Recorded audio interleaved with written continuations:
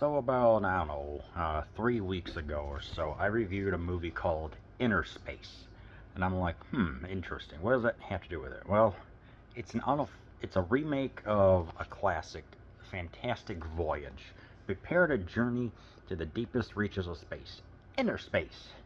Stephen Boyd, Donald Pleasance, and Raquel Welch in her feature film debut star in one of the most ingenious, inventive, imaginative science fiction films Hollywood has ever produced, says Citizen News. Film fact: the scenes in which the crew swims outside the sub were done on dry sound stages, with the actors suspended from wires and shot at a faster speed than normal.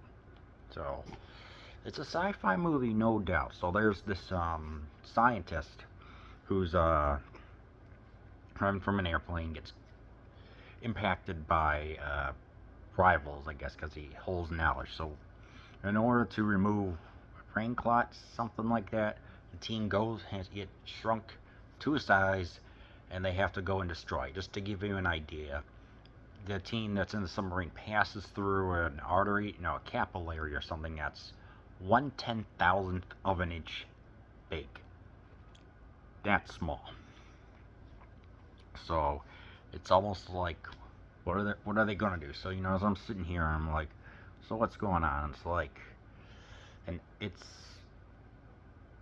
an adventure of epic small proportions is how I would describe it. I like this movie moves fast. That's the big thing. It literally does move fast. It's like because they have an hour to save. They have an hour to save this person who looks like the wrestler, the Iron Sheik, mustache and everything. So that was kind of funny. Yeah, I mean it moves along at a really quick pace. There was a dang good um, pacing going on because it's like okay, even when they all get them assembled and everything, I'm like okay, so we have Pleasance and some other people here. And once we get into it, as I'm watching there, I'm thinking, okay, 50, like 45, 50 minutes, and they finally get inside, and that's when things really start to expand. I mean, even alone when they look at the red blood cells, it's just so fantastically done. I mean, I think it was either all the sets or the green screens that were going on.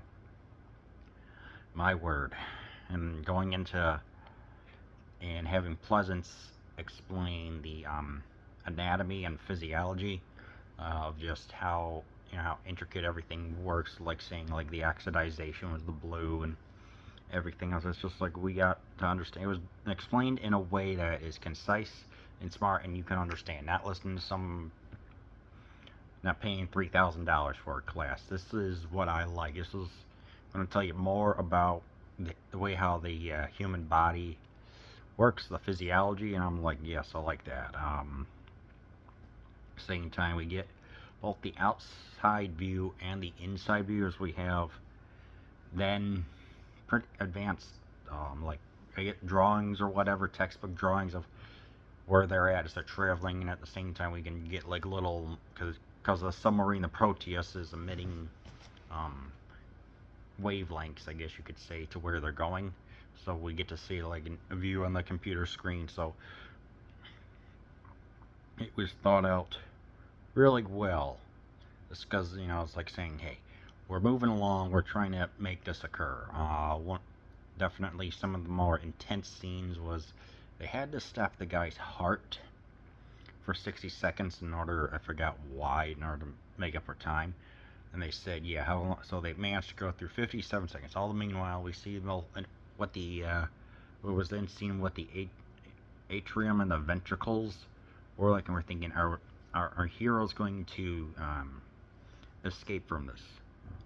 So as I'm looking at just the way how the heart looks, it's immersive. It's almost like, what was that? Jabba Jabba's belly from Zelda.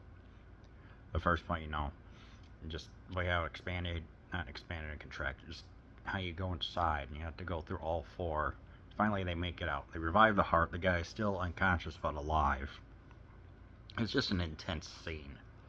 And then, of course, when they're describing, like, with all the cells, and they even get to a dang capillary, where they talk about how the cells, like, don't have they're not having enough oxygen, but they go through this small capillary, and they receive the oxygen and carry through that. I found to be really cool. It's called capillary exchange, where you need certain pressure. What was that? Depending on, like, 135 over 90 or something like that. The blood pressure, or was it below? Anyway, who cares? Um, Finally, they get to destroy They get to where the clot is, and they manage to destroy it. But at the same time, we get a kind of villain, Pleasance, who is he had claustrophobia during World War II, and ultimately decides this can't go on. I want to return. So he absconds the ship and injures the captain, but he gets taken care of. And well, meanwhile, the heroes finally make it to the eyes, and they get recovered. Now, I teared up with a little glass slide I would use for a microscope. You know, in a biology class, almost like that to recover. That was pretty cool. So, yeah, I mean, obviously, with all these scenes and intensity, the movie's on Blu-ray, it's freaking gorgeous. I mean, you can almost see the cells reacting and the antibodies and everything else. So, it's and you know, as I'm watching this, I'm just thinking this is so just beautifully shot. There was no CGI. It's all practical. So, you know, definitely that. There's no music.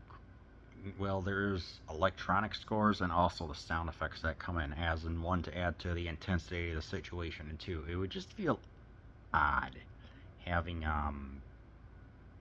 bizarro, like to hear an oboe, for example, when they're in the harbor. Like, what does that make?